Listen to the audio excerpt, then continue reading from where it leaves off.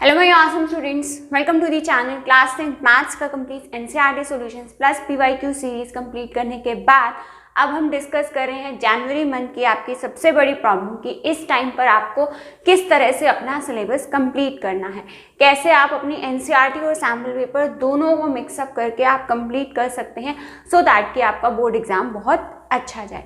सो उसी चीज़ को हम डिस्कस कर रहे हैं चैप्टर वाइज कि कौन कौन से क्वेश्चंस और कितने क्वेश्चंस आपको सैम्पल पेपर से करने हैं और कितने क्वेश्चंस आपको एनसीईआरटी से करने हैं, चाहे आपके पास बेसिक मैथ्स है और चाहे आपके पास स्टैंडर्ड मैथ्स है। तो फर्स्ट 5 चैप्टर्स के लिए हम ऑलरेडी डिस्कस कर चुके हैं। सो आज के इस वीडियो में हम बात करेंगे चैप्टर नंबर 6 की कि कितने क्वेश्चंस और कौन कौन से क्वेश्चंस किस टॉपिक से आपको सैम्पल पेपर से करने हैं और कितने आपको एनसीईआरटी से करने हैं। ठीक है, तो हार्डली हर चैप्टर में मैंने 8 to 10 क्वेश्चंस आपको ऐसे बताए हैं कि अगर आप वो 8 to 10 क्वेश्चंस प्रैक्टिस कर लेते हैं तो समझ लीजिए आपका वो चैप्टर डन हो गया। तो चलिए जल्दी से स्टार्ट करते हैं अब चैप्टर नंबर 6 के लिए। करते हैं चैप्टर नंबर 6 के। देखो चैप्टर नंबर 5 जो था वो आपका काफ़ी बड़ा था, उसके अंदर आपको ज़्यादा क्वेश्चंस बताए थे मैंने प्रैक्टिस के लिए, अराउंड 20 क्वेश्चन जो आपको कुछ एनसीईआरटी से करने थे, कुछ आपको सैम्पल पेपर से करने थे। बट इस चैप्टर नंबर 6 के लिए आप कंप्लीटली बेसिक हो या स्टैंडर्ड हो, आप कंप्लीटली एनसीईआरटी का ट्रस्ट कर सकते हैं, चाहे आपको ये चैप्टर ट्राइंगल्स का अच्छे से आता है या नहीं। बट अगर आप ये 3 टॉपिक्स भी अच्छे से कर लेते हैं तो समझ लीजिए कि इस चैप्टर से आप जो है वो अराउंड 5 मार्क्स के क्वेश्चन अटेम्प्ट कर पाएंगे। तो चलिए बताती हूँ कैसे। सबसे पहली चीज़, सबसे इंपॉर्टेंट, आपको सबको पता है कि आपको थ्योरम नंबर 6.1 और 6.2 जो कि हमारी बेसिक प्रोपोर्शनैलिटी थ्योरम और कन्वर्स थ्योरम है, इसका आपके पास एग्जाम में प्रूफ आना ही आना है, ये तो कन्फर्म्ड है। ठीक है, तो ये थ्योरम्स आपने अच्छे से करनी है। अच्छा, इस थ्योरम को आपको जब एनसीईआरटी में एक्सप्लेन किया हुआ है ना, तो कुछ स्टेप्स उन्होंने मिस करके डायरेक्ट आंसर्स लिखे हुए हैं, तो वहाँ पर अगर आपको कोई कन्फ्यूज़न है तो चैनल पर मैंने इसका प्रूफ बनाया हुआ है, बिल्कुल एकदम स्टेप बाय स्टेप डिटेल में कि कौन सा स्टेप कैसे आ रहा है, वहाँ से जाकर के आप इस थ्योरम को देख सकते हैं। वरना आपको इस चैप्टर से ये थ्योरम्स तो दोनों आपको बहुत अच्छे से करके जानी है, क्योंकि ये क्वेश्चन आपका 3 मार्क्स में आने वाला है। ठीक है, सेक्शन नंबर सी में आपको ये क्वेश्चन देखने को मिलेगा, आपकी थ्योरम नंबर 6.1 और 6.2 का आपको प्रूफ। अच्छा, इसमें क्या करते हैं, ये कई बार तो आपको स्टेटमेंट गिवन दे देते हैं, स्टेटमेंट गिवन होती है देन आपको सिंपली उसका प्रूफ करना होता है। बट कई बार ये क्या करते हैं, इस तरह से लिख करके दे देते हैं, state and proof basic proportionality theorem. ठीक है जी, तो इस थ्योरम को आपको सिर्फ प्रूफ नहीं करना, आपको इसकी स्टेटमेंट भी लर्न करनी है। जो आपकी स्टेटमेंट गिवन है ना एनसीईआरटी में, थ्योरम नंबर 6.1 के बाद जो आगे लाइंस लिखी हुई है इटैलिक में, वो आपको लाइंस भी आपको याद करनी है, बिकॉज स्टेटमेंट भी एग्जाम में कई बार पूछ लेते हैं। ठीक है जी, तो थ्योरम की बात हो गई। नेक्स्ट कॉन्सेप्ट हमारे पास आता है सिमिलैरिटी ऑफ ट्राइंगल्स। इस पे आपके पास जो 1 मार्क का क्वेश्चन एमसीक्यू का बनता है, दोनों में ही बेसिक और स्टैंडर्ड दोनों के लिए ही, वो क्या करेंगे, आपको इस तरह से 2 ट्राइंगल्स दे देंगे। ठीक है, और 2 ट्राइंगल्स देने के बाद आपसे कहेंगे कि सपोज कीजिए कि हमारा जो है एंगल ए किसके इक्वल है, एंगल एफ के। ठीक है, मैं आपको लिखकर बताती हूँ, एंगल ए किसके इक्वल है, एंगल एफ के, और एंगल बी किसके इक्वल है, एंगल डी के, और एंगल सी जो है वो हमारा किसके इक्वल है, एंगल ई के।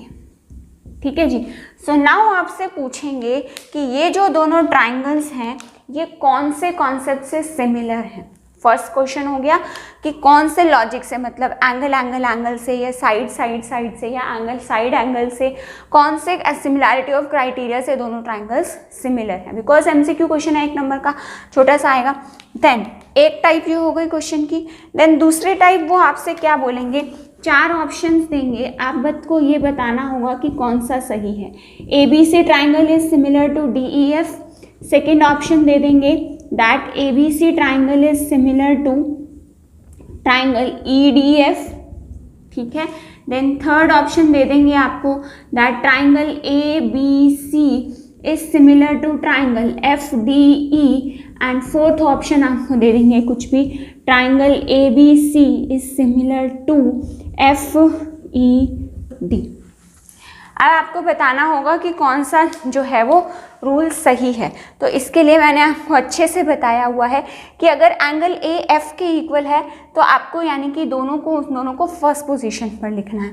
जो दो चीज़ें इक्वल हैं वो दोनों हमारी सेम पोजीशन पर आनी चाहिए। दैट मीन्स बी किसके इक्वल होगा, डी के, और सी किसके इक्वल होगा, हमारा ई के। तो दैट मीन्स हमारा ऑप्शन नंबर 3 जो है वो करेक्ट हो जाएगा। तो सिमिलैरिटी के कॉन्सेप्ट से आपके पास दो टाइप के क्वेश्चन आते हैं। एक तो सिमिलैरिटी का टाइप पूछते हैं, दूसरा आपसे इस तरह से ट्राइंगल्स दे करके ट्राइंगल्स पूछते हैं, कौन से ट्राइंगल्स सिमिलर हैं, राइट। देन उसके बाद बारी आती है एक और MCQ जो आता है इसमें से कि हमारे पास आपके पास जो एक्सरसाइज 6.2 या 6.3 है, उस दोनों ही एक्सरसाइज का क्वेश्चन नंबर 1 बहुत अच्छे से कर लीजिएगा, क्योंकि ये दोनों थ्योरम, ये दोनों जो हैं 6.2 एंड 6.3, इन दोनों का फर्स्ट क्वेश्चन बहुत अच्छे से कर लीजिएगा, दोनों ही एक्सरसाइज का, बिकॉज ये दोनों ही क्वेश्चंस आपके थ्योरम नंबर 6.3 और 6.4 पर बेस्ड हैं।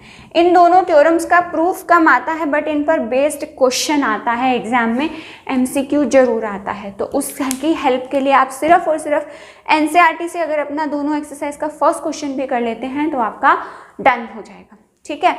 तो MCQ हो गया, आपका 3 मार्क्स का क्वेश्चन हो गया। अब बात करते हैं जो आपका एक बड़ा क्वेश्चन आता है इस चैप्टर से, ट्राइंगल्स का। उसके लिए भी आप क्या कर सकते हैं, उसके लिए भी आप अपनी एक्सरसाइज 6.3 के मैं आपको 3 क्वेश्चंस बता रही हूँ जो मोस्ट रिपीटेड हैं, क्वेश्चन नंबर 10, 13 और 16। ये तीनों क्वेश्चंस अच्छे से कर लीजिएगा, ये तीनों क्वेश्चंस आपके मोस्ट रिपीटेड क्वेश्चंस हैं, ठीक है। तो टोटल कितने क्वेश्चंस हो गए आपके पास, 2 थ्योरम्स, ठीक है, और एक आपके पास सिमिलैरिटी का कॉन्सेप्ट समझना है 3 और 2 क्वेश्चंस आपको इससे करने हैं 5 एंड 3 क्वेश्चंस आपके पास ये हो गए। टोटल आपको 8 क्वेश्चंस इस चैप्टर से करने हैं, तो आपका ये चैप्टर डन हो जाएगा। इसके बाद क्या करिएगा, NCERT से ये सारे 8 क्वेश्चंस कंप्लीट करने के बाद एक बार ट्राई कीजिएगा कि सैम्पल पेपर से उठा करके एक सैम्पल पेपर के क्वेश्चंस को सॉल्व करिएगा ट्राइंगल्स के। आप देखना आप बहुत इजीली सारे क्वेश्चन सॉल्व कर पाएंगे, ठीक है। और आपको पता भी चल जाएगा कि सारे क्वेश्चंस जो हैं वो इसी चैप्टर के NCERT से ही आए हुए हैं, राइट। सो वीडियो के लिए इतना ही। नेक्स्ट वीडियो में डिस्कस करेंगे अपना चैप्टर नंबर 7 के बारे में। So if you find my this video useful for you, then please do like and share my video and do subscribe to the channel if you are new to the channel. Thank you.